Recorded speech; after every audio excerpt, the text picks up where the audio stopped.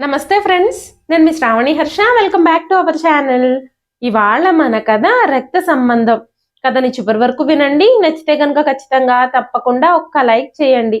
ఈ కథ పైన మీ విలువైన స్పందనని కామెంట్ రూపంలో మాకు తెలియజేయండి. కొత్తవారు ఎవరైనా చూస్తున్నట్లయితే మన ఛానల్ని సబ్స్క్రైబ్ చేసుకోండి. అంతేకాకుండా యూట్యూబ్లో కొత్తగా వస్తున్న హైప్ ఆప్షన్ని క్లిక్ చేసి హై పాయింట్స్ ఇవ్వడం మాత్రం అస్సలు మర్చిపోకండి. మీరు ఇచ్చే లైక్లు, షేర్లు, కామెంట్లు, ఇంకా ఈ హై పాయింట్స్ అనేవి మరెన్నో మంచి మంచి కథల్ని మీ ముందుకు తీసుకురావడానికి, మీకు చదివి వినిపించడానికి నాకు ఎంతగానో ప్రోత్సాహాన్ని ఇస్తాయండి. ఇప్పుడైతే మనము కథలోకి వెళ్ళిపోదాము. శ్రావ్య ఉదయాన్నే నిద్రలేచి స్నానం చేసి తన దినచర్యని ప్రారంభించింది. మనసులోని శూన్యాన్ని పోగొట్టుకోవడానికి తనకి మాత్రమే వినిపించే స్వరంలో పాటని హమ్ చేస్తుంది. అంతలోనే హాల్లో నుంచి తన అత్తగారు లలిత గారు, ఈ రోజు నువ్వేం చేస్తున్నావు టిఫిన్ కోసం? టిఫిన్ రెడీ అయ్యిందా అంటూ అడిగారు. ఈ రోజు నిన్న మీరు చెప్పినట్టుగానే పూరి కుర్మా చేశాను అంటూ టేబుల్ మీద అన్ని సర్ది అత్తగారికి టిఫిన్ కూడా వడ్డించింది శ్రావ్య. టిఫిన్ చేస్తూనే లలిత గారు, నేను ఈరోజు బయటకు వెళుతున్నాను, మధ్యాహ్నం భోజనానికి నువ్వేదైనా వండుకుని తిను, నా కోసం వంట చేయొద్దు, నేను బయటే తినొస్తాను అని చెప్పింది. సరే అత్తయ్య గారు అంటూ అత్తగారు తిన్న ప్లేట్స్ అన్ని తీసేసి షింక్లో వేసి తను కూడా టిఫిన్ చేయడానికి కూర్చుంది. అలా తను సగం పూరి తిందో లేదో వెంటనే అత్తగారు తన చెల్లెల్ని ఇంట్లోకి రమ్మని స్వాగతిస్తూ ఉన్న శబ్దం విని గబ్బగబ్బా లేచి వంటింట్లోకి వెళ్ళిపోయింది. ఎందుకంటే అత్తగారి చెల్లెలు కవిత గారంటే శ్రావ్యకి చాలా భయం. ఆవిడకి శ్రావ్య అంటే అస్సలు ఇష్టం ఉండదు. ఎప్పుడొస్తుందా అని భయపడే తుఫాను ఈ రోజు వచ్చేసింది. భగవంతుడా, ఈవిడ ఇండియాకి ఎప్పుడొచ్చింది అనుకుంటూ భయపడుతూ వంటగదిలోనే ఒక మూలను నుంచుని టిఫిన్ తింటుంది శ్రావ్య. అప్పుడే హాల్లో నుంచి తన అత్తగారు ఆవిడ చెల్లెలు మాట్లాడుకుంటున్న మాటలు శ్రావ్య చెవుల్లో పడ్డాయి. నువ్వేం చేస్తున్నావక్క? ఇంకా ఆ శ్రావ్యని ఇంట్లోనే పెట్టుకుని పోషిస్తున్నావా? ఆ పిల్లని మెడ పట్టుకుని బయటకు గంటకుండా ఇంకా ఇంట్లోనే ఎందుకు ఉంచుకున్నావు అనగానే లలిత గారు, ఏం చేయమంటావు? మా ఆయన ఈ అనాథని తీసుకొచ్చి నా కొడుకు మెడకి కట్టాడు. పెళ్లి జరిగిపోయాక ఆ అమ్మాయిని ఇంట్లో నుంచి ఎలా గంటేస్తాను? నాకు జీతం లేకుండా పని మనిషి దొరికింది కదలే అని ఊరుకుంటున్నాను. ఆయన నన్ను విడిచి వెళ్ళిపోయారు. పవనేమో ఉదయం ఆఫీస్కి వెళితే ఏ అర్ధరాత్రికో తిరిగింటికి వస్తాడు. ఇంట్లో నేను ఒక్కదాన్నే బిక్కు బిక్కుమని ఉండాల్సి ఉంటుంది. కనీసం నా అవసరాలన్నీ చూడ్డానికైనా, ఇంటి పనులన్నీ చేయడానికైనా ఫుల్ టైం పని మనిషిలా అన్నా పనికొస్తుందా శ్రావ్య? అందుకే తనని ఇంట్లో నుంచి గెంటేయకుండా ఇంట్లోనే ఉంచుకున్నాను అంది. ఆ మాటలు వినగానే శ్రావ్యకు ఒక్కసారిగా గుండె జల్లుమన్నట్టయింది. అత్తగారికి మెల్లమెల్లగా తన మీద ప్రేమ కలిగిందని, తనని ద్వేషించడం మానేసి అర్థం చేసుకోవడం మొదలుపెట్టిందని మనసులోనే ఆనందపడుతుంది శ్రావ్య. అలాంటిది ఆ క్షణంలో అత్తగారి ముసుగు పూర్తిగా తొలగిపోయింది. శ్రావ్య గుండె 100 ముక్కలయ్యింది. మామయ్య ఎవ్వరికీ ఇష్టం లేదని తెలిసినా కూడా నాకు ఈ పెళ్లి చేసి చనిపోయారు. ఇప్పుడు పవన్కి నేనంటే ఇష్టం లేదు. తను నాతో ఈ 6 నెలల్లో ఒక్కసారి కూడా మాట్లాడలేదు. ఉదయాన్నే యాంత్రికంగా ఆఫీస్కి వెళ్ళడం, అర్ధరాత్రి తిరిగి ఇంటికి రావడం, అంతే తప్ప తనని ఒక్కసారి కూడా ప్రేమగా పలకరించలేదు. సరే చూద్దాం, సమయం ఎప్పుడూ ఒకేలాగా ఉండదు కదా. కాలం గడిచే కొద్దీ పవన్ నన్ను ఇష్టపడతాడేమో, తన భార్యగా నాకు స్థానం ఇస్తాడేమో అనుకుంటూ కాలం గడుపుతూ వచ్చింది శ్రావ్య ఇప్పటి వరకు. కానీ అలా జరిగేలా అనిపించడం లేదు శ్రావ్యకి. లలిత గారు శ్రావ్య అంటూ పిలిచిన పిలుపుకి ఆలోచనలకి అంతరాయం కలిగింది. గబగబా కళ్ళు తుడుచుకుంటూ హాల్లోకి వెళ్ళి వాళ్ల ముందు నిలబడింది. వచ్చావా అమ్మ మహారాణి? నీ మొహం చూస్తేనే నాకు అసహ్యంగా ఉంటుంది. మా పవన్కి నువ్వంటే ఇష్టం లేదని తెలిసి కూడా ఇంకా ఈ ఇంట్లోనే పడుంటున్నావా? బయటకు పోయి నీ దారి నువ్వు చూసుకోవచ్చుగా అంటూ కవిత గారు శ్రావ్య జుట్టు పట్టుకుని ఇష్టం వచ్చినట్టుగా కొట్టసాగింది. అప్పుడు లలిత గారు, కవిత ఏం చేస్తున్నావు నువ్వు? ముందు తన జుట్టు వదులు. అన్ని దెబ్బలు కొడితే ఆ పిల్ల చచ్చూరుకుంటుంది. వదులు అని బలవంతంగా కవిత చేతుల్లో నుంచి శ్రావ్యని విడిపించి, శ్రావ్య నువ్వు గదిలోకి వెళ్ళు అంటూ లలిత గారు శ్రావ్యని గదిలోకి పంపించేశారు. ఆ తర్వాత కవితతో, కవిత, నువ్వేం చేస్తున్నావో నీకైనా అర్థం అవుతుందా? ఎందుకు ఆ పిల్లని ఆ రకంగా కొడుతున్నావు? పొరపాటున అది చేస్తే పోలీస్ కేసులు మన మెడకి చుట్టుకుంటాయి. కర్ర విరక్కుండా, పాము చావకుండా ఈ సమస్య నుంచి ఎలాగైనా బయటపడాలి. ఇప్పటి వరకు అయితే తన వల్ల మనకి ఎలాంటి నష్టమూ లేదు. నోరెత్తకుండా ఇంటడు చాకిరీ చేస్తుంది తను. తను ఇంట్లో ఉండడం వల్ల ఇంక పైపెచ్చు మనకే లాభం. పని మనిషి ఖర్చులైనా మిగులుతాయి అని చెప్పారు లలిత గారు. నువ్వు పని మనిషికి అయ్యే ఖర్చులు మిగులుతాయి అని చూస్తున్నావు. నేనేమో మన పవన్ కోసం ఒక మంచి సంబంధం చూశాను. ఆ అమ్మాయి ఒక వ్యాపారవేత్తకి ఒక్కగానొక్క కూతురు. ఆ అమ్మాయి చిన్నప్పటి నుంచి అమెరికాలోనే చదువుకుందట. మంచి సంబంధం చూసి పెళ్లి చేసి ఇద్దరిని మళ్ళీ అమెరికా పంపించాలి అని చూస్తున్నారట. మన పవన్ గాని ఈ పెళ్లి చేసుకుంటే హాయిగా అమెరికా వెళ్ళి సెటిల్ అవుతాడు. అంతేకాకుండా గొప్పింటికి కోటీశ్వరుడికి అల్లుడైపోతాడు. తన జీవితం సెటిల్ అయిపోతుంది. ఈ దరిద్రపు కొట్టు దాని పీడ వదులుతుంది. మన పవన్ కి పెళ్ళైనట్టు ఎవ్వరికీ తెలియదు. మనం ఎలాగోలా ఈ శ్రావ్య చేత విడాకుల పేపర్ల మీద సంతకాలు పెట్టించుకొని దాన్ని ఇంట్లో నుంచి గెంటేయాలి. అప్పుడు మనకి ఎలాంటి అడ్డు ఉండదు అని చెప్పారు కవిత గారు. శ్రావ్య గదిలోకి వెళ్ళి ఏడుస్తూ కూర్చుంది. తను అమ్మా నాన్నలు చనిపోయిన రోజు తన తాతయ్య తన చెయ్యి పట్టుకొని ఈ ఇంట్లోకి తీసుకొచ్చాడు. ఆ రోజు శ్రావ్య ఆ ఇంట్లో అడుగు పెట్టడం లలిత గారికి అస్సలు ఇష్టం లేదు. శ్రావ్య తాతగారు చనిపోయాక లలిత గారు శ్రావ్యని ఆ ఇంట్లో నుంచి బయటికి పంపించడానికి చాలా ప్రయత్నించారు. అలా ప్రయత్నించినప్పుడు శ్రావ్య మామయ్య లలిత గారికి అడ్డుపడి శ్రావ్యని ఇంట్లోనే ఉండేలా చేశాడు. ఆ తర్వాత కొద్ది రోజులకే శ్రావ్యని పవన్కిచ్చి పెళ్లి చేసి వాళ్ళ మామయ్య కూడా చనిపోయాడు. ఇప్పుడు ఆ ఇంట్లో తనని ఆదరించేవారు, ప్రేమించేవారు, అభిమానించేవారు ఎవ్వరూ లేరని శ్రావ్యకి పూర్తిగా అర్థమైపోయింది. ఇప్పుడు ఏం చెయ్యాలి? ఈ ఇంట్లో నా ఉనికి ప్రశ్నార్థకంగా మారింది. ఈ లోకంలో నన్నుగా ప్రేమించే ఒక్క మనిషి కూడా లేడు. ఇప్పుడు నేనేం చేయాలి? ఎక్కడికి వెళ్ళాలి? అనుకుంటూ ఆలోచిస్తూ ఏడుస్తూ నిద్రలోకి జారుకుంది. రాత్రి సుమారు 10 గంటల సమయం అవుతోంది. అప్పుడు శ్రావ్య గది తలుపులు ఎవరో తట్టినట్టు అనిపిస్తే లేచి వెళ్లి తలుపులు తీసింది. ఎదురుగా కవిత గారు, లలిత గారు నిలబడున్నారు. కవిత గారు శ్రావ్య జుట్టు పట్టుకొని, ఈ విడాకుల పేపర్ల మీద సంతకాలు పెట్టు. మర్యాదగా సంతకం పెడితే నీకు ఎలాంటి ఇబ్బంది ఉండదు.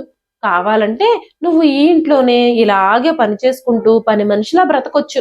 నీకు ముద్ద పడేస్తారు. లేదంటే బయటకు వెళ్ళి నీ బ్రతుకు నువ్వు స్వేచ్ఛగా బ్రతకొచ్చు. సంతకాలు పెట్టనని మొండికేస్తే ఇప్పుడే నా చేతుల్లో చచ్చిపోతావు అంటూ బెదిరించారు. ఎంత బలవంతం చేసినా శ్రావ్య సంతకం పెట్టడానికి నిరాకరించింది. కవిత గారు శ్రావ్యని బలంగా కొట్టారు. ఆ ఇంటికి దూరంలో ఒక పాడుబడిన పాత ఇల్లు వాళ్లదే ఉంది. శ్రావ్యని లాక్కెళ్ళి ఆ ఇంట్లో పడేసి తలుపులేసేశారు. తెల్లారేసరికి దాని తిక్క కుదిరి అదే సంతకం పెడుతుందిలే, లేకపోతే ఈ రాత్రికే ఆ చీకటి గదిలో భయంతో చచ్చిపోతుంది అంటూ తలుపులేసేసి అక్కడి నుంచి వచ్చేసారు ఇద్దరు. మధ్యరాత్రికి మెలకు వచ్చి తను కళ్ళు తెరిచి చూసేసరికి చుట్టుపక్కలంతా చీకటిగా ఉంది. తను ఎక్కడుందో తనకే అర్థం కాలేదు. అది ఒక స్టోర్ రూమ్ లా ఉంది. ఎటు నుంచి కూడా అసలు వెలుతురు అనేదే కనిపించడం లేదు. తను ఆ రూమ్లోకి ఎలా వచ్చింది అనే విషయం కూడా శ్రావ్యకి అర్థం కావడం లేదు. తను దెబ్బలు తిని స్పృహ తప్పి పడిపోతే కవిత గారు తనని తీసుకొచ్చి ఆ పాడుబడిన ఇంట్లో వదిలేసి వెళ్ళిపోయారు. శ్రావ్య మెల్లగా లేచి ఆ గదిలో నుంచి బయటకు రావడానికి ప్రయత్నిస్తూ ఉంది. తలుపు ఎక్కడుందో కూడా తనకు తెలియడం లేదు. అంత చీకటిగా ఉంది ఆ గది. తలుపు ఎక్కడుంది అనే విషయం తెలుసుకోవడానికి తనకి చాలా సమయం పట్టింది. తడుముకుంటూ తలుపును వెతికి ఆమె బయటికి ఎలా వెళ్లాలో కూడా తనకు తెలియడం లేదు. మనసులో వేరే వేరే ఆలోచనలు అటు ఇటు తిరుగుతూ ఉన్నాయి. ఎటు వెళుతుందో తనకే తెలియక అలాగే నడుస్తూ ఉంది. ఎలాగైతేనేం చిట్ట చివరికి ఆ గది నుంచి బయటపడింది. బయటకొచ్చి 4 అడుగులు వేసిందో లేదో అక్కడే బాగా తాగి ఒళ్ళు తెలియని స్థితిలో 2 తోడేళ్లలాంటి మనుషులున్నారు. వాళ్ళిద్దరూ శ్రావ్యని ఒంటరిగా చూడగానే వేటాడడానికి తన దగ్గరగా వచ్చారు. శ్రావ్య వాళ్ళిద్దరిని తప్పించుకోవడానికి చాలా ప్రయత్నించింది. ఆ పెనుగులాటలో ఆమెకు చాలా గాయాలయ్యాయి. ఎలాగైతేనేం వాళ్ళిద్దరి బారి నుంచి తప్పించుకొని బయటపడి పరిగెత్తడం మొదలుపెట్టింది. చాలా దూరం పరిగెత్తాక రోడ్డు మీదే కుప్ప కూలిపోయినట్టుగా ఒక్కసారిగా పడిపోయింది. చాలాసేపు శ్రావ్య స్పృహలోకి రాలేదు. చాలాసేపటి తర్వాత ఒక పెద్ద కారు తన ముందు ఆగింది. ఆ కారులోంచి ఒక 25, 30 ఏళ్ల లోపు ఉన్న ఒక వ్యక్తి దిగాడు. శ్రావ్యని చూడగానే తనకి చాలా జాలి కలిగింది. నాకెందుకులే అని తనను అలాగే వదిలేసి తన దారిన తను వెళ్ళిపోలేకపోయాడతను. వెంటనే తనని కారు వెనక సీట్లో పడుకోబెట్టుకొని హాస్పిటల్కి తీసుకెళ్లాడు. హాస్పిటల్లో తనని ఎమర్జెన్సీ వార్డులో జాయిన్ చేసుకున్నారు. డ్యూటీ డాక్టర్ తనని పరీక్ష చేశాడు. తన ఒంటి మీద చాలా గాయాలు, దెబ్బలు ఉన్నాయి. తన ఒళ్ళంతా చెమటలతో తడిసిపోయింది. కార్తీక్ అక్కడే ఉండి శ్రావ్యకు స్పృహ వచ్చే వరకు ట్రీట్మెంట్ చేయమని డాక్టర్తో చెప్పాడు. శ్రావ్య ఒంటి నిండా గాయాలున్నాయి. శ్రావ్యకి ట్రీట్మెంట్ చేస్తున్న డాక్టరు కార్తీక్ దగ్గరకు వచ్చి కార్తీక్తో, సార్ ఈవిడ మీకేమవుతుందండి? తన ఒంటి నిండా గాయాలున్నాయి, దెబ్బలున్నాయి, ఎవరో తనని బాగా కొట్టినట్టు హింసించినట్టు ఉన్నారు. అసలు తన విషయంలో ఏం జరిగింది అని అడిగినప్పుడు కార్తీక్, ఏం జరిగిందో నాకు తెలియదండి. నేను కారులో వస్తుంటే తను రోడ్డు మీద అపస్మారక స్థితిలో పడిపోయి ఉంది. తనని చూడగానే జాలితో హాస్పిటల్కి తీసుకొచ్చాను. దయచేసి ఈ అమ్మాయికి ట్రీట్మెంట్ చేయండి అని చెప్పాడు. శ్రావ్య ఆ తర్వాత రోజుకు గాని స్పృహలోకి రాలేదు. తను స్పృహలోకి వచ్చే వరకు కార్తీక్ అక్కడే ఉన్నాడు. శ్రావ్య స్పృహలోకి వచ్చిన తర్వాత డాక్టర్ జరిగిన విషయం అంతా శ్రావ్యతో చెప్పాడు. రాత్రి అపస్మారక స్థితిలో రోడ్డు మీద పడున్న నిన్ను కార్తీక్ అనే వ్యక్తి ఇక్కడికి తీసుకొచ్చాడు, నీకు ట్రీట్మెంట్ చేయించాడు అని డాక్టర్ చెప్పిన మాటలు విని శ్రావ్య ఆశ్చర్యపోయింది. ఈ లోకంలో తనను చూసి జాలిపడే వాళ్ళు కూడా ఉన్నారా అని తను ఆలోచించడం మొదలుపెట్టింది. ఆ తరువాత కార్తీక్ శ్రావ్యని చూడడానికి లోపలికొచ్చాడు. శ్రావ్య 2 చేతులు జోడించి కార్తీక్కి కృతజ్ఞతలు చెప్పింది. శ్రావ్య పరిస్థితి గురించి కార్తీక్ ఎంత అడిగినా కూడా శ్రావ్య నోరు తెరవలేదు. అసలు ఏం జరిగింది, మీకు ఆ పరిస్థితి ఎందుకు వచ్చింది, మీరు అర్ధరాత్రి టైంలో రోడ్డు మీద అలాంటి పరిస్థితుల్లో ఎందుకున్నారు, మీకెవరు ఇబ్బంది కలిగించారు, నేను మీకు సహాయం చేస్తాను, వాళ్ళ మీద పోలీస్ కంప్లైంట్ ఇద్దాం అని చెప్పినా కూడా శ్రావ్య అసలు ఏం జరిగిందో కూడా కార్తీక్తో చెప్పలేదు. ఇప్పుడు మీరు ఎక్కడికి వెళతారు, మీకు అభ్యంతరం లేకపోతే నాతో పాటు రండి, మీకెవ్వరూ లేకపోతే కొద్ది రోజులు మా ఇంట్లోనే ఉందురు గాని మీ ఆరోగ్యం పూర్తిగా కోలుకున్నాక మీరు ఎక్కడికి వెళ్ళాలి, ఏం చేయాలి అనేది మీరు నిశితంగా ఆలోచించుకోవచ్చు అని కార్తీక్ చెప్పినప్పుడు శ్రావ్య మళ్ళీ 2 చేతులు జోడించి కార్తీక్తో మాట్లాడుతూ, ఇప్పటి వరకు మీరు చేసిన సహాయానికి చాలా చాలా కృతజ్ఞతలు. నేను మీకు ఎప్పటికీ నా జీవితాంతము రుణపడి ఉంటాను. ఇప్పటి వరకు మీరు నాకు చేసింది చాలు. ఇంకా ఇంకా నేను మీకు భారం కాదలుచుకోలేదు. అయినా నా అనుకున్న వాళ్ళు, నా సొంత మనుషులే నాకు ఈ పరిస్థితి తీసుకొచ్చారు. ఏ సంబంధం లేని మీరు నాకు ఇంత సహాయం చేశారు. ఇంకా ఇంకా నేను మిమ్మల్ని ఇబ్బంది పెట్టలేను అని చెప్పి శ్రావ్య కార్తీక్తో వెళ్ళడానికి కూడా నిరాకరించింది. అసలు ఇప్పుడు శ్రావ్య ఎవ్వరిని నమ్మే పరిస్థితుల్లో లేదు. ఎందుకంటే తను తన మంచితనంతో తన భర్తని, అత్తగారిని మార్చుకోవచ్చు అని నమ్మింది. కానీ వాళ్ళు మారలేదు. అత్తగారు మారిపోయినట్టుగా నటించి తనతో లౌక్యంగా ఇంటి పనులు, వంట పనులు, సేవలు చేయించుకున్నారు తప్ప తన మీద కొంచెం కూడా జాలి గాని, ప్రేమ గాని లేదు. అసలు ఈ లోకంలో ఎలాంటి మనుషులు ఉంటారో ఇప్పుడిప్పుడే శ్రావ్యకి అర్థమవుతుంది. ఇప్పుడు శ్రావ్య జీవితం అగమ్య గోచరంగా మారింది. ఎటు వెళ్లాలో, ఎలా వెళ్లాలో, అసలు ఏం చేయాలో, ఎక్కడికి వెళ్లాలో కూడా తనకు తెలియడం లేదు. అలాగే శ్రావ్య రోడ్డు మీద నడుచుకుంటూ చాలా దూరం వెళ్ళింది. తనకి చాలా ఆకలిగా ఉంది. కానీ తనకి తినడానికి, ఏదైనా ఇవ్వడానికి కూడా తనకంటూ ఈ లోకంలో ఎవ్వరూ లేరు. తను ఆత్మాభిమానం చంపుకొని ఎవ్వరి ముందు చెయ్యి చాపనూ లేదు, రోడ్ల మీద యాచించనూ లేదు. తనకు ఎవరైనా ఏదైనా పని ఇస్తారేమోనని, ఏదైనా షాప్లో సేల్స్ గర్ల్ ఉద్యోగం దొరుకుతుందేమోనని, ఎవరైనా తమ షాపులో తనకి హెల్పర్గా అయినా పనిస్తారేమోనని చాలా చోట్ల తిరిగింది శ్రావ్య. కానీ ఎవ్వరూ తనకి పని ఇవ్వలేదు. అలాగే ఆ రోజు గడిచిపోయింది. రాత్రి కూడా అయ్యింది. చాలా చీకటి పడుతూ ఉంది. తను ఎక్కడ తలదాచుకోవాలో కూడా తనకి తెలియని పరిస్థితి. అలాంటి పరిస్థితుల్లో శ్రావ్య అటు ఇటు తిరుగుతూ ఏం చేయాలో అర్థం కాక ఆలోచిస్తూ ఉంది. అదే సమయంలో ఫుట్పాత్ మీద, రోడ్ల మూలల్లో జనాలు, నిరాశ్రయులైన వాళ్ళు, తల్లిదండ్రులు లేని పిల్లలు, పిల్లల చేత ఇంట్లో నుంచి గెంటివేయబడిన వాళ్ళు అనేకులు అక్కడ తనకి చాలా మంది కనిపించారు. శ్రావ్య కూడా మెల్లగా వెళ్ళి ఒక పక్కనే కూర్చుంది. ఒక పెద్దావిడ తనని చూసి జాలిపడి, అమ్మా, ఎవరు నువ్వు? నిన్ను చూస్తుంటే చాలా ఇబ్బందుల్లో ఉన్నట్టున్నావు. నీ మొహం చూస్తూ ఉంటే 2 రోజుల నుంచి ఏమి తిన్నట్టుగా కూడా అనిపించడం లేదు అంటూ తనకి 2 బ్రెడ్ ముక్కలిచ్చింది. శ్రావ్య మొహమాట పడుతూనే ఆకలిగా ఉండడం వల్ల ఆ బ్రెడ్ తీసుకొని తినేసింది. అప్పుడు శ్రావ్య ఆవిడని, మీరేం చేస్తారండి? నాకేదో ఒక పని కావాలి. నా కడుపు నింపుకోవడం కోసం నేను ఎంతో కొంత డబ్బులు సంపాదించాలి. ఏ పనైనా చేస్తాను అని అడిగినప్పుడు ఆ పెద్దావిడ చిన్నగా చిరునవ్వు నవ్వుతూ ఒక పెద్ద నిట్టూర్పు విడిచి, నేను కూడా ఒకప్పుడు బాగా బ్రతికిందాన్నే అమ్మా. పిల్లల కోసమే బ్రతికాను. నా భర్త చనిపోయిన తర్వాత నా పిల్లలు ఆస్తి మాత్రం ఉంచుకొని ఈ తల్లిని ఇంట్లో నుంచి గెంటేశారు. ఆత్మాభిమానం చంపుకొని భిక్షం ఎత్తలేక నేను ఈ రోడ్ల మీద పెన్నులు అమ్ముకుంటూ ఉన్నాను. నువ్వు ఈ పని చేస్తానంటే నేను నీకు కొన్ని పెన్నులు ఇస్తాను. సిగ్నల్స్ దగ్గర, రోడ్ల మీద ఈ పెన్నులను నమ్ముకొని నువ్వు నీ కడుపు నింపుకోవచ్చు. రోజు ఇక్కడికేరా? రోజులు అసలే బాగోలేదు. వయసులో ఉన్నావు. ఎవరైనా నీ మీద కన్నేస్తే నీకే ప్రమాదం. ఎక్కడ పడితే అక్కడ ఒంటరిగా మాత్రం ఉండొద్దు. భయంకరమైన మనుషులు ఈ రోడ్ల మీద చీకటి పడగానే తిరుగుతూ ఉంటారు. అనవసరంగా ఒంటరిగా తిరుగుతూ లేనిపోని ప్రమాదాలు కొని తెచ్చుకోవద్దు. నువ్వు చాలా అమాయకురాల్లాగా కనిపిస్తున్నావు. అందుకే ఇన్ని విషయాలు నేను నీతో చెబుతున్నాను. సరే, ఈ రాత్రికి పడుకో. రేపటి నుంచి సిగ్నల్స్ దగ్గర పెన్నులు అమ్ముదువు గాని అని ఆవిడ చెప్పినప్పుడు శ్రావ్య చాలా సంతోషించింది. తన కడుపు నింపుకోవడం కోసం ఏదో ఒక పని దొరికింది. చిన్నదైనా పెద్దదైనా కష్టపడి చేయాలి అని కొంచెం ప్రశాంతంగా ఊపిరి పీల్చుకుని ఆ బ్రెడ్ తినేసి అక్కడే తన తల కింద మోచేయి పెట్టుకొని నిద్రపోయింది. ఆ తర్వాత రోజు నుంచి తను రోడ్డు మీద పెన్నులు అమ్ముతూ ఉంది. శ్రావ్య ఆ ఇంటి నుంచి తప్పించుకుంది అన్న విషయం ఆ తర్వాత రోజే శ్రావ్య అత్తగారికి, భర్తకి, చిన్నత్తయ్యకి తెలిసిపోయింది. కానీ వాళ్ళు అసలు శ్రావ్య గురించి వెతకనే లేదు. తను ఎక్కడుందో, ఎన్ని ఇబ్బందులు పడుతుందో, అసలు ఏమైపోయిందో అని కూడా పట్టించుకోలేదు.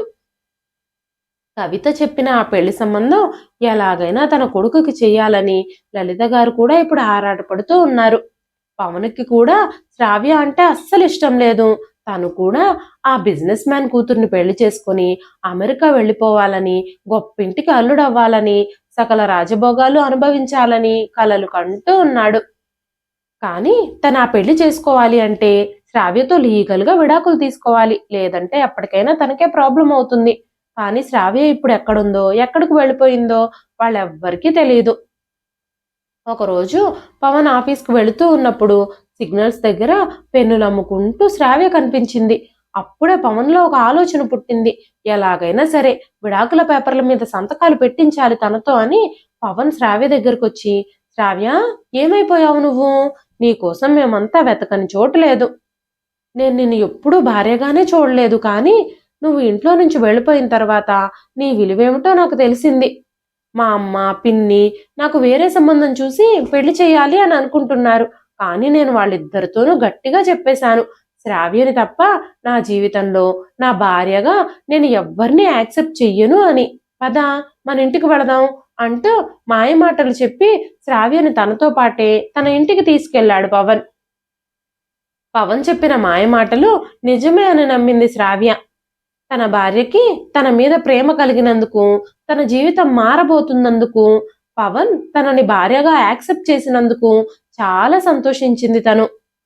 ఆ భగవంతుడు ఇప్పటి వరకు తనకి ఎన్ని కష్టాలు పెట్టినా కూడా ఇప్పుడు తన జీవితానికి ఒక అర్థం కల్పించాడు అని, తనకి న్యాయం చేశాడు అని మనసులోనే భగవంతునికి కృతజ్ఞతలు చెప్పుకుంది. కానీ శ్రావ్యకి కూడా తెలియదు ఇంటికి వెళ్ళాక ఏం జరగబోతోందో అని. శ్రావ్య గుమ్మంలో అడుగు పెడుతూ ఉండగానే లలిత గారు, కవిత గారు ఆ సమయంలో ఇంట్లోనే ఉన్నారు. వెంటనే వాళ్ళు శ్రావ్యని చూసి కవిత గారు షాక్ లో మాట్లాడుతూ, అరే పవన్, ఎక్కడ దొరికిందిరా ఇది నీకు? విడాకుల పేపర్ల మీద సంతకాలు పెట్టకుండా పారిపోయింది. మళ్ళీ దీన్ని మన ఇంటికి ఎందుకు తీసుకొచ్చావు? పోతే పోయిందిలే, దరిద్రం వదిలిపోయింది అనుకున్నాం కదా, మళ్ళీ ఈ దరిద్రాన్ని నువ్వు నెత్తి మీద ఎక్కించుకోవాలి అని అనుకుంటున్నావా అనగానే పవన్ నవ్వుతూ, ఏం మాట్లాడుతున్నావు పిన్ని నువ్వు? ఈ దరిద్రాన్ని మళ్ళీ ఎవరైనా నెత్తి మీద ఎక్కించుకుంటారా? ఈసారి నేను దీన్ని పర్మనెంట్ గా వదిలించుకోవడానికే ఇక్కడికి తీసుకొచ్చాను. నా ప్లాను మీకెవ్వరికీ అర్థం కాదులే. ఇప్పుడు విడాకుల పేపర్ల మీద సంతకాలు పెట్టకుండా ఇది ఎలా బయటకు వెళుతుందో నేను చూస్తాను అంటూ పవన్ శ్రావ్య చెయ్యి పట్టుకుని లోపలికి లాక్కెళ్ళాడు. పవన్ శ్రావ్యతో మాట్లాడుతూ, నేను ఇందాక నీతో చెప్పిన మాటలన్నీ నిజాలను నువ్వు నమ్మేశావా? నువ్వు విడాకుల పేపర్ల మీద సంతకాలు పెడితేనే నేను ఇంకో పెళ్లి చేసుకోగలుగుతాను. నీ మీద నాకు ఎలాంటి ప్రేమ లేదు. నువ్విప్పుడు ఖచ్చితంగా ఈ పేపర్ మీద సంతకాలు పెట్టి తీరాల్సిందే, లేదంటే నేనేం చేస్తానో నాకే తెలియదు. నా జీవితానికి ఎవ్వరడ్డొచ్చినా సరే నేను వాళ్ళ అడ్డు తొలగించుకుంటాను. నా సంగతి నీకు పూర్తిగా తెలియదు అని చెప్పినప్పుడు శ్రావ్య ఆ మాటలు విని ఒక్కసారిగా షాక్ అయిపోయింది. తను ఇప్పటికిప్పుడే కన్న కలలన్నీ పేక మెడల్లా కూలిపోయాయి. శ్రావ్య ఎంత బతిమాలుతున్నా పవన్కి తన మీద జాలి కలగలేదు. తను రోడ్ల మీద దుర్భరమైన బ్రతుకు బ్రతుకుతున్నాను అని, తనకి అన్యాయం చెయ్యొద్దని చాలాసేపు వేడుకుంది శ్రావ్య. కానీ అక్కడ ఎవ్వరి మాటలు, ఎవ్వరి మనసులు శ్రావ్య మాటలకి కరగలేదు. అందరూ కలిసి శ్రావ్యని భయపెట్టి బెదిరించి విడాకుల పేపర్ల మీద సంతకాలు పెట్టించేశారు. ఆ తర్వాత కవిత గారు పవన్తో మాట్లాడుతూ, ఒరే పవన్, దీన్ని రోడ్ల మీద వదిలేస్తే మనకేంటి లాభం? ఇది పోలీస్ స్టేషన్లో కానీ మీడియాకి కానీ వెళితే మనకే నష్టం. నీకు కుదిరిన ఆ సంబంధం వాళ్ళకి నీకు పెళ్ళైన విషయం తెలియనే తెలియదు. ఈ విషయాలన్నీ వాళ్ళకి తెలిసాయనుకో, వాళ్ళు కూడా నీకు ఆ అమ్మాయిని ఇవ్వడానికి అస్సలు ఒప్పుకోరు. ఇది కావాలనైనా ఆ పెళ్లి చెడగొట్టడానికి ఏదో ఒకటి చేస్తుంది. ఇది మాట్లాడకుండా మౌనంగా ఉందని, అమాయకురాలని దీన్ని తక్కువ అంచనా వేయడానికి వీల్లేదు. నా దగ్గర ఒక ప్లాన్ ఉంది. నాకు తెలిసిన ఒక ప్లేస్ ఉంది. దీన్ని చంపేస్తే మన మెడక చుట్టుకుంటుంది ఆ నేరం. కానీ ఆ ప్లేస్లో గనక దీన్ని అమ్మేస్తే వాళ్ళ అమ్మాయిలు కొనుక్కుంటారు, దేశ విదేశాలకు వాళ్ళని ఎగుమతి చేస్తారు. అందంగా ఉండే అమ్మాయిలకి ఎక్కువ రేటు కూడా ఉంటుంది. కొంతమందిని దుబాయ్ లాంటి దేశాలకు తీసుకెళ్లి పని మనుషుల్లా వాడుకుంటారట. అలాంటి చోట దీన్ని అమ్మేద్దాం. ఇన్నేళ్లుగా దీన్ని ఇంట్లో పెట్టుకుని పోషించినందుకు ఆ డబ్బులైనా వస్తాయి. శాశ్వతంగా దీని పీడ విరగడవుతుంది. శాశ్వతంగా దీని పీడ కూడా విరగడవుతుంది. ఇక ఇది ఎప్పటికీ మన జోలికి రాదు అంటూ ఆవిడ చెప్పింది. పవన్ కూడా నిర్దాక్షిణ్యంగా శ్రావ్యని వాళ్ళకు అమ్మేయడానికే నిర్ణయించుకున్నాడు. పట్టుకున్న భార్యగా కాకపోయినా కనీసం తన అత్త కూతురుగా అయినా తన మీద జాలి కూడా కలగడం లేదు పవన్కి. పెళ్ళైన దగ్గర నుంచి శ్రావ్య ఆ ఇంట్లో లలిత గారికి పవన్కి అడ్డమైన చాకరీలన్నీ చేసింది. ఇంటి పనులు, వంట పనులతో పాటు పవన్ ఆఫీస్కు వెళుతూ ఉంటే అన్ని దగ్గరుండి చూసుకునేది. ఉదయాన్నే బెడ్ కాఫీలు, లంచ్ బాక్సులు, టీలు, టిఫిన్లు అన్ని సమయానికి అందించేది. ఎప్పుడూ తన గదిని నీట్గా సర్ది పెట్టేది. ఎన్ని చేసినా కూడా పవన్కి కానీ లలిత గారికి కానీ శ్రావ్య మీద కొంచెం కూడా జాలి లేదు. కనీసం రోడ్డు మీదైనా తన బ్రతుకు తను స్వేచ్ఛగా స్వతంత్రంగా బ్రతుకుతుంది కదా. ఇప్పుడు తన స్వేచ్ఛని స్వతంత్రాన్ని కూడా వాళ్ళు అమ్మేయాలని చూస్తున్నారు. ఇప్పుడు శ్రావ్యకి ఏం చేయాలో కూడా అర్థం కావడం లేదు. తన పరిస్థితి పెనం మీద నుంచి పొయ్యిలోకి పడిపోయినట్టుగా అనిపించింది. కనీసం నిలువ నీడ లేకపోయినా, కడుపు నిండా తిండి లేకపోయినా రోడ్ల మీద ఉన్న ఒకరిద్దరి మంచి మనుషుల సహాయంతో తను స్వేచ్ఛగానే బ్రతుకుతుంది. కానీ ఇప్పుడు తనని నానుకున్న వాళ్లే బానిసలా మార్చాలి అని అనుకుంటున్నారు. వాళ్ళ నుంచి ఎలా తప్పించుకోవాలో కూడా శ్రావ్యకి అర్థం కావడం లేదు. తను చాలా ఏడుస్తూ ఉంది. తన అత్తగారిని, భర్తని, చిన్నత్తయ్యని ప్రాధేయపడుతూనే ఉంది. నా జీవితాన్ని నాశనం చేయొద్దు, నన్ను ఇలాగే వదిలేయండి అంటూ. కానీ తన ఏడుపుని ఎవ్వరూ పట్టించుకోవడం లేదు. అదే సమయంలో శ్రావ్యని బలవంతంగా కారులోంచి దించి ఒక చోటుకి తీసుకెళ్తూ ఉండగా అనుకోకుండా కార్తీక్ కారు అటుగా వెళుతూ శ్రావ్యని అక్కడ చూశాడు. శ్రావ్యని చూడగానే కార్తీక్కి ఆ రోజు జరిగిన సంఘటనలన్నీ గుర్తుకొచ్చాయి. వెంటనే కారాపి శ్రావ్య దగ్గరకు వెళ్ళాడు. శ్రావ్య ఉన్న పరిస్థితి చూసి తను చెలించిపోయాడు. శ్రావ్య కన్నీళ్లతో ఏడుస్తూ ఉంది. ఏం జరిగిందండి? ఏం జరుగుతుంది ఇక్కడ? మీరు ఎందుకు ఏడుస్తున్నారు? ఎందుకు ఇబ్బంది పడుతున్నారు? అసలు వీళ్ళందరూ ఎవరు? వీళ్ళందరూ మిమ్మల్ని ఎందుకు బలవంతం చేస్తున్నారు అంటూ అడగగానే శ్రావ్య దయచేసి నన్ను కాపాడండి అంటూ ఏడవడం మొదలుపెట్టింది. పవన్, లలిత గారు, కవిత, కార్తీక్ అక్కడికి రాగానే ఈ విషయాలన్నీ బయటకు తెలిస్తే ప్రాబ్లం అయిపోతుందని సైలెంట్ గా అక్కడి నుంచి జారుకున్నారు. కార్తీక్ తన జీవితంలోకి దేవుడు పంపించినట్టే వచ్చాడు. తనని ఆ ప్రమాదం నుంచి కాపాడాడు అంటూ అనుకుంది శ్రావ్య. తనకు సహాయం చేసినందుకు కార్తీక్ కి కృతజ్ఞతలు చెప్పింది. కార్తీక్ పదే పదే శ్రావ్యని ఏం జరిగింది నీ జీవితంలో? అసలు వాళ్ళు నిన్ను ఎందుకు బలవంతం చేస్తున్నారు?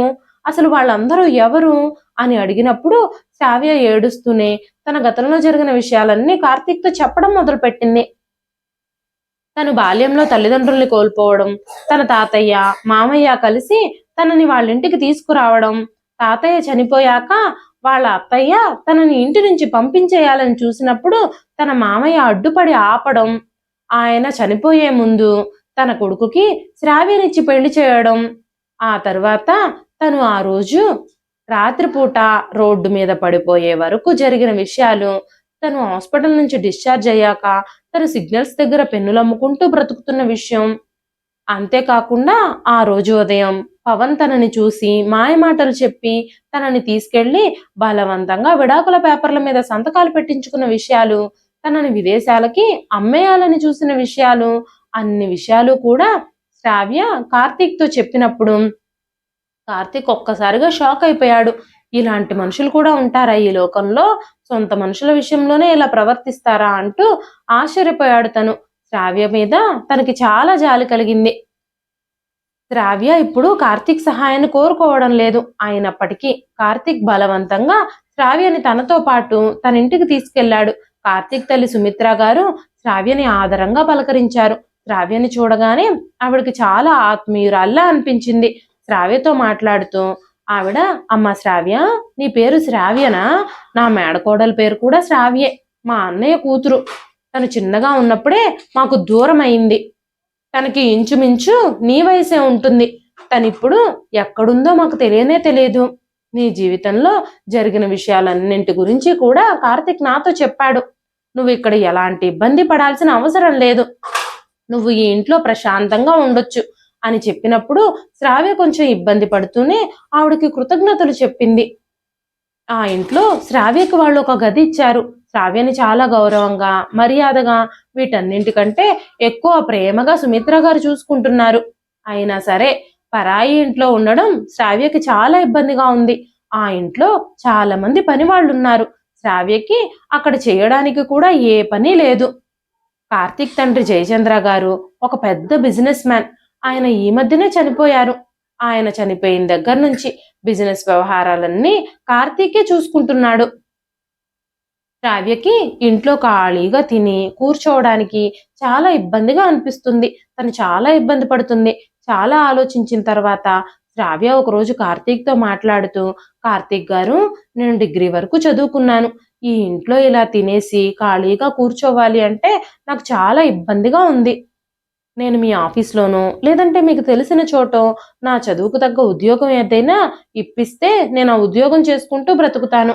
చిన్న ఉద్యోగమైనా పర్వాలేదు, నేను ఏ పనైనా చేస్తాను అంటూ చెప్పినప్పుడు కార్తీక్ తన ఆఫీస్లో శ్రావ్యకు ఉద్యోగం ఇచ్చాడు.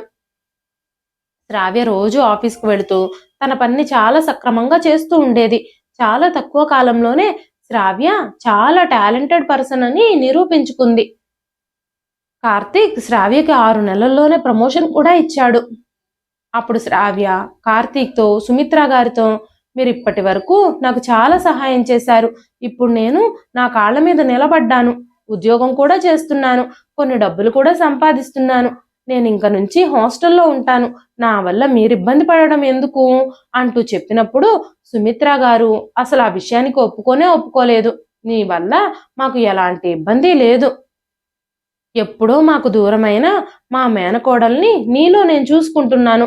అనవసరంగా నువ్వు ఈ ఇంటి నుంచి బయటకు వెళ్ళిపోయి లేనిపోని ఇబ్బందులు కొని తెచ్చుకోవద్దు. నువ్వు ఒంటరిగా హాస్టల్లో ఉంటున్నావు అన్న విషయం తెలిస్తే నీ భర్త, అత్తగారు నేను విడిచిపెడతారని నువ్వు అనుకుంటున్నావా? అనవసరంగా వాళ్ళ చేతికి చిక్కి మళ్ళీ బాధలు పడాలి అని అనుకుంటున్నావా అని చెప్పినప్పుడు శ్రావ్య మౌనంగా ఉండిపోయింది.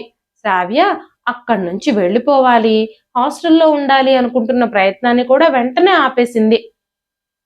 రోజు కార్తీక్, శ్రావ్య ఆఫీస్ వర్క్లో చాలా బిజీగా గడుపుతూ ఉన్నారు.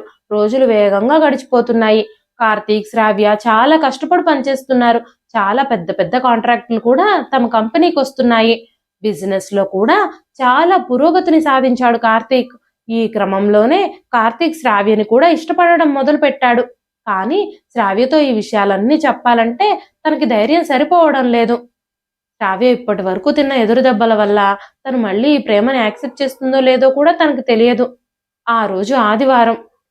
ఈ రోజు వంట నేనే చేస్తాను అంటూ పని వాళ్ళకు కూడా రెస్ట్ ఇచ్చాడు ఆ రోజు కార్తీక్. కార్తీక్ వంటగదిలో బిర్యానీ చేస్తూ ఉన్నాడు. అదే సమయంలో సుమిత్ర గారు, శ్రావ్య గదిలో కూర్చుని మాట్లాడుకుంటూ ఉన్నారు. సుమిత్ర గారు తమ ఫోటోల ఆల్బమ్లన్నీ తీసి కార్తీక్ చిన్నప్పటి ఫోటోలు, తమ పెళ్లి ఫోటోలు శ్రావ్యకు చూపిస్తూ ఉన్నారు. ఆ ఆల్బంలో ఒక ఫోటోని చూడగానే శ్రావ్య ఒక్కసారిగా షాక్ అయిపోయింది. అది తన తల్లిదండ్రుల ఫోటో. శ్రావ్య తల్లి, తండ్రి వాళ్ళిద్దరి మధ్యలో శ్రావ్య ఉన్న ఫోటో అది. అది చూడగానే శ్రావ్య తన తల్లిదండ్రులిద్దరినీ చూసి కన్నీళ్లు పెట్టుకుంటూనే ఉంది. శ్రావ్య కళ్ళల్లో కన్నీళ్లు కారుతూనే ఉన్నాయి. శ్రావ్య ఎందుకు ఏడుస్తుందో కూడా సుమిత్ర గారికి అర్థం కావడం లేదు. సుమిత్ర గారు శ్రావ్యని పదే పదే ఓదారుస్తూ చాలా ప్రేమగా అడిగినప్పుడు శ్రావ్య ఏడుస్తూ సుమిత్ర గారితో ఇది మా అమ్మ నాన్నల ఫోటో, మధ్యలో ఉంది నేనే అంటూ చెప్పింది. ఆ మాటలు విని సుమిత్ర గారు ఒక్కసారిగా షాక్ అయిపోయారు. శ్రావ్యకప్పుడు 4 ఏళ్ల వయసు ఉంటుంది. కార్తీక్ పుట్టినరోజు ఫంక్షన్లో దిగిన ఫోటో అది.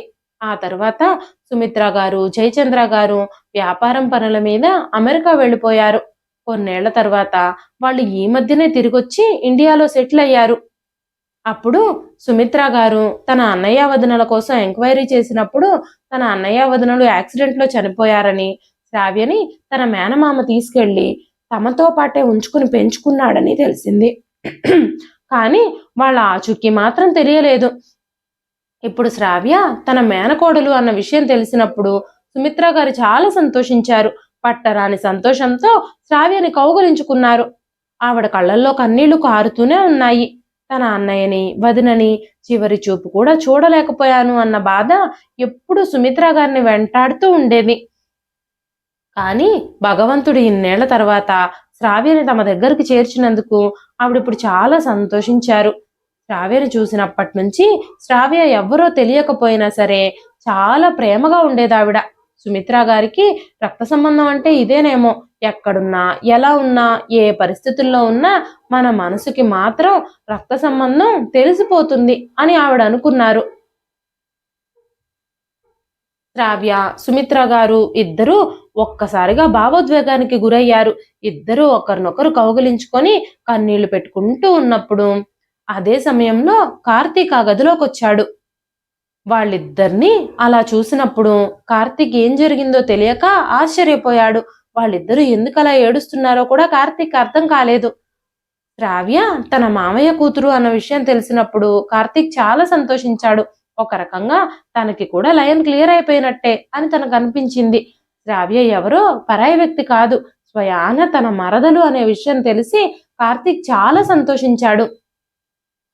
శ్రావ్య ఎంత తన మరదలైనప్పటికీ తనకి ఎంతగానో సహాయం చేసినప్పటికీ తనని పెళ్లి చేసుకోవడం ఇష్టం ఉంటేనే తన అంగీకారంతోనే తనని పెళ్లి చేసుకోవాలి అని నిర్ణయించుకొని తన ప్రేమ విషయం శ్రావ్యతో చెప్పినప్పుడు శ్రావ్యకి ఏం సమాధానం చెప్పాలో కూడా అర్థం కాలేదు. శ్రావ్యలో కూడా ఎప్పటి నుంచో కార్తీక్ మీద ప్రత్యేకమైన అభిమానం ఉంది. కానీ దానికి ఏ పేరు పెట్టాలో తనకే తెలియదు. అది ప్రేమో, స్నేహమో, ఇష్టమో, కృతజ్ఞతాభావమో కూడా తనకి తెలియలేదు. కార్తీకే స్వయంగా తనని ప్రేమిస్తున్నాను అని చెప్పినప్పుడు శ్రావ్య తన ప్రేమను అంగీకరించింది. వాళ్ళిద్దరి ప్రేమ విషయం తెలుసుకొని సుమిత్ర గారు కూడా చాలా సంతోషించారు. చాలా తక్కువ కాలంలోనే శ్రావ్యకి, కార్తీక్కి పెళ్లి జరిగిపోయింది. శ్రావ్య ఆ కంపెనీకి CEO అయ్యింది. మరో పక్క పవన్ ఒక బిజినెస్ మ్యాన్ కూతుర్ని పెళ్లి చేసుకొని అమెరికా వెళ్ళిపోవాలని కలలు కంటూ ఉన్న సంబంధం వేరే కారణాల వల్ల చెడిపోయింది. పవన్ కుటుంబం గురించి, తనకు ఆల్రెడీ పెళ్ళైన విషయం గురించి, భార్యని చిత్రహింసలు పెట్టేసి ఇంట్లో నుంచి పంపించేసిన విషయాలన్నీ కూడా ఆడపిల్లి వాళ్ళకి తెలిసినప్పుడు వాళ్ళ సంబంధాన్ని క్యాన్సిల్ చేసేసుకున్నారు. అంతేకాకుండా పవన్ ఆఫీసులో చేస్తున్న ఉద్యోగం కూడా ఈ విషయాలన్నీ తెలియడం వల్ల తనని ఉద్యోగం నుంచి తీసేశారు. వాళ్ళ ఆర్థిక పరిస్థితులన్నీ మారిపోయాయి. లలిత గారు బాత్రూంలో కాలు జారి పడిపోయి మంచానికే పరిమితమైపోయారు. అలాంటి కష్ట సమయంలో కవిత గారు తన అక్క వైపు కన్నెత్తి కూడా చూడలేదు. పవన్ ఉద్యోగం కోసం చాలా ప్రయత్నాలు చేస్తూ ఒకరోజు కార్తీక్ ఆఫీస్లోనే ఇంటర్వ్యూకి వెళ్ళాడు. ఇంటర్వ్యూ పూర్తయిన తర్వాత ఆఫర్ లెటర్ తీసుకుంటున్నప్పుడు కార్తీక్ తను పనిచేసే కంపెనీ సిఇఓ అని, తను పనిచేసే కంపెనీకి సిఇఓ స్థానంలో ఉన్న శ్రావ్యని చూసి పవన్ ఆశ్చర్యపోయాడు. ఎవరినైతే తను అసహించుకొని ఇంటి నుంచి గెంటేసి రోడ్డు పాలు చేశాడో, ఎవరి విషయంలో అయితే తను చాలా దుర్మార్గంగా ప్రవర్తించాడో, తనే ఇప్పుడు తను పనిచేసే కంపెనీకి సిఇఓగా తన బాస్ స్థానంలో నిలబడేసరికి పవన్ తన ముందు తలెత్తుకోలేక, కన్నెత్తి కూడా తనని చూడలేక తల దించుకుని అలాగే నిలబడిపోయాడు. ఇదండి ఈ రోజు కథ. ఈ కథ మీకు ఎలా అనిపించింది? కథ నచ్చితే ఒక లైక్ చేయండి. ఈ కథ పైన మీ విలువైన స్పందనని కామెంట్ రూపంలో మాకు తెలియజేయండి. మరెన్నో ఇలాంటి ఇంట్రెస్టింగ్ కథల కోసం మన ఛానల్ని సబ్స్క్రైబ్ చేసుకోండి. అంతేకాకుండా యూట్యూబ్లో కొత్తగా వస్తున్న హైప్ ఆప్షన్ని క్లిక్ చేసి హై పాయింట్స్ ఇవ్వడం మాత్రం అస్సలు మర్చిపోకండి. మరో మంచి కథతో రేపు మళ్ళీ కలుస్తానండి. అంతవరకు సెలవు. ఉంటానండి.